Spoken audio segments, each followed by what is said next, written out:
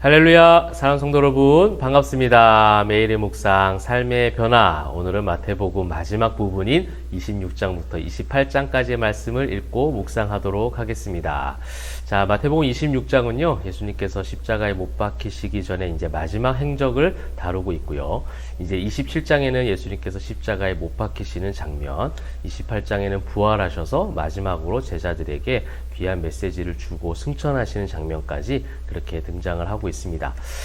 이 세 장을 보면서 우리는 예수님의 이 죽으심에 관련된 주변의 인물들의 모습들, 또 그 죽으심의 과정 가운데 예수님은 어떤 것을 가르쳐주고 싶으셨을까? 이것을 우리가 볼 필요가 있다는 거예요. 예수님의 죽음은 지금 피할 수가 없어요.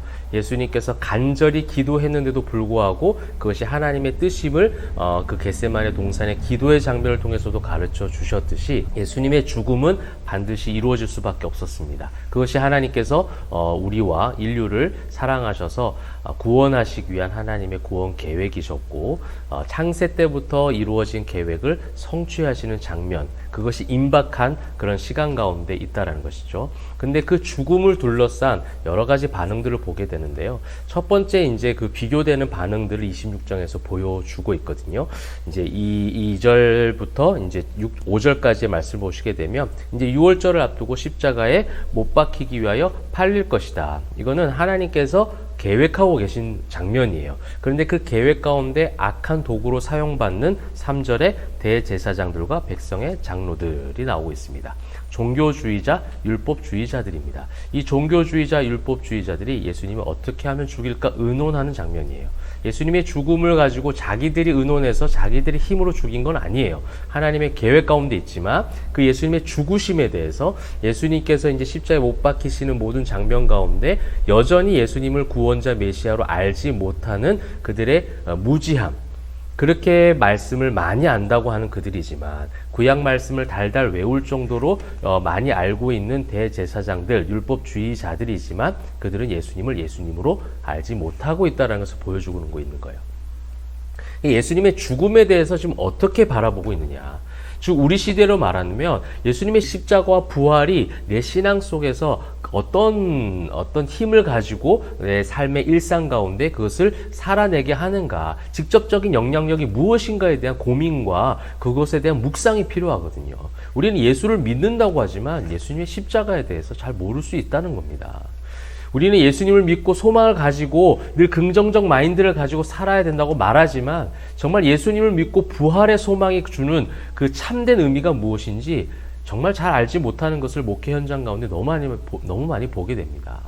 그래서 지금 포에마교회 성도님들하고 양육하면서 계속 그런 부분들을 많이 묵상하고 깊이 있게 연구하고 함께 나아가고 있거든요. 여러분, 이것이 중요하다는 거예요. 단순히 크리스찬, 기독교인, 예수를 믿는다라고 말한다고 해서 예수님의 십자가 죽음이 무엇인지, 예수님께서 그 죽음의 권세를 깨뜨리시고 부활하신 것이 어떤 성경적 의미가 있고 그 성경적 의미가 내 삶 가운데 어떤 영향력으로 힘을 발휘하는지, 이것을 우리가 깊이 있게 볼 필요가 있다는 거예요.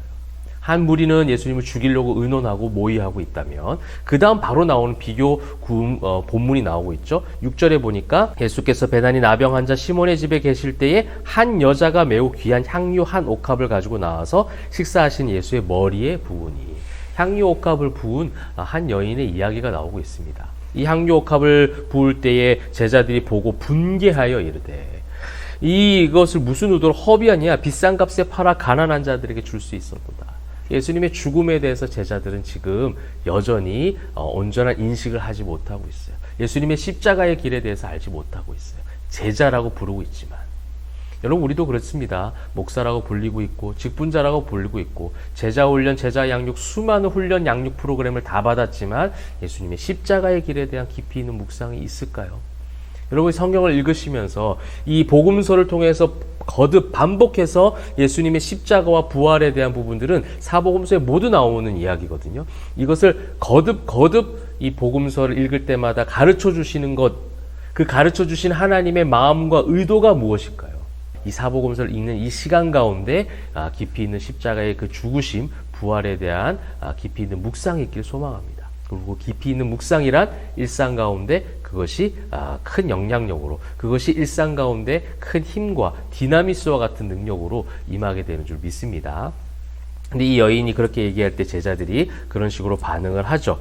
그러면서 이 여자는 내 장래를 위하여 함이라. 죽음에 대해서 그 의미를 알고 있는 한 여자예요.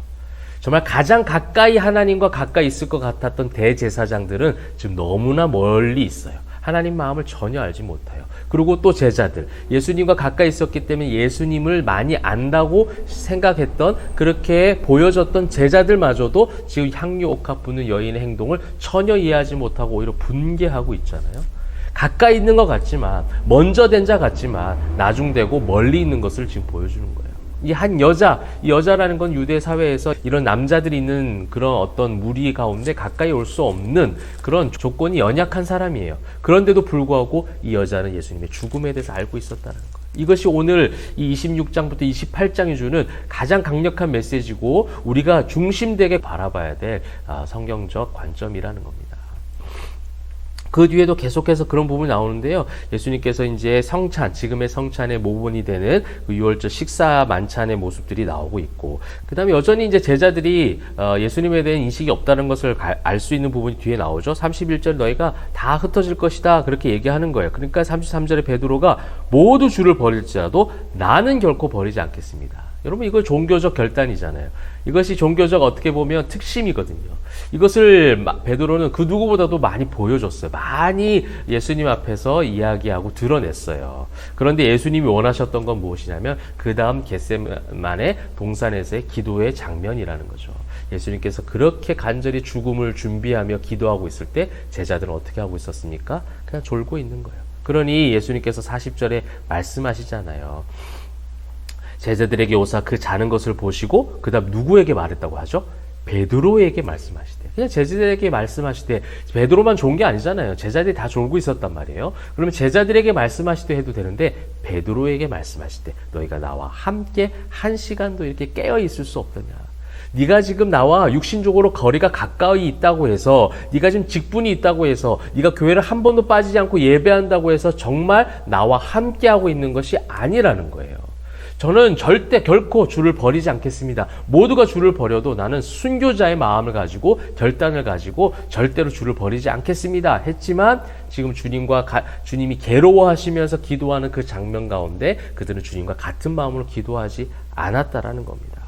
결국 나중에 베드로는요, 대제사장들의 종이 와서 예수님을 끌고 가는 장면 가운데 그 대제사장의 종의 그 귀를 쳐버리죠. 마태복음에서는 베드로라고 소개하고 있지 않지만 여러분 요한복음 병행본문에 보게 되면 베드로가 그랬다는 것을 분명하게 얘기하고 있거든요. 계속 깨닫지 못하는 베드로라는 그 제자들의 대표인 한 사람을 계속 얘기하고 있어요. 그리고 결국 어떻게 합니까? 예수님이 죽으시기 전에 닭이 3번 울기 이전에 그 베드로가 부인하는 장면까지 나오는 것, 그것을 깨닫는 장면으로 26장이 마무리가 되잖아요.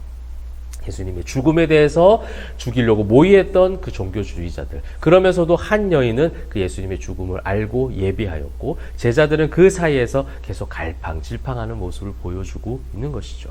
그러면서 이제 27장에 예수님이 죽으시는 장면이 나오는데, 여기서 이제 또 총독의 아내, 그러니까 빌라도의 아내가 나오죠. 빌라도의 아내, 가장 멀리 있을 것, 가장 관심이 없고 모를 것 같았던 그 아내도 꿈을 통해서도 이 사람은 지금 잘못이 없는데 죽이지 않았으면 좋겠습니다라고 청하는 거예요. 근데 이제 빌라도는 군중들이, 무리들이 그런 소동이 무서워서 그냥 그 형을 집행해버린 장면도 나오고 있죠.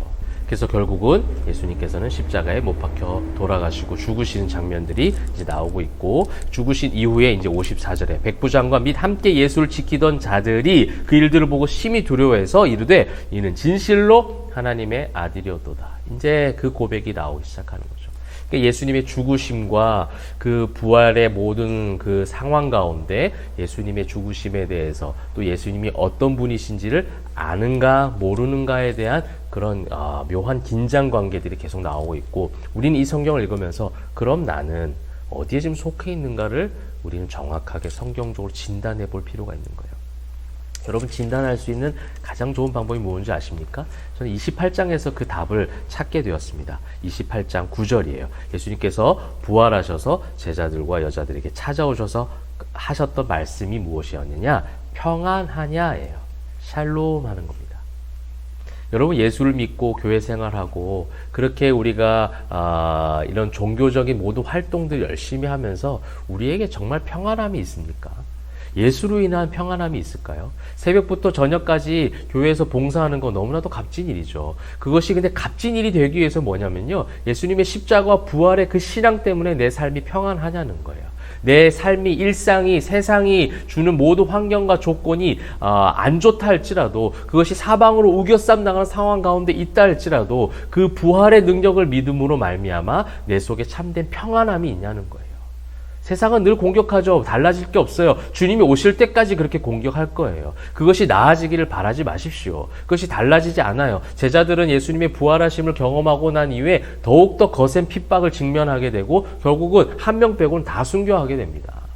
여러분, 그것이 달라진다는 얘기가 아니에요. 근데 그 속에서, 감옥 속에서, 그런 핍박과 환난 속에서 내가 정말 이 예수님의 평안하냐라는 음성을 통해서 평안을 누리고 있냐는 거죠.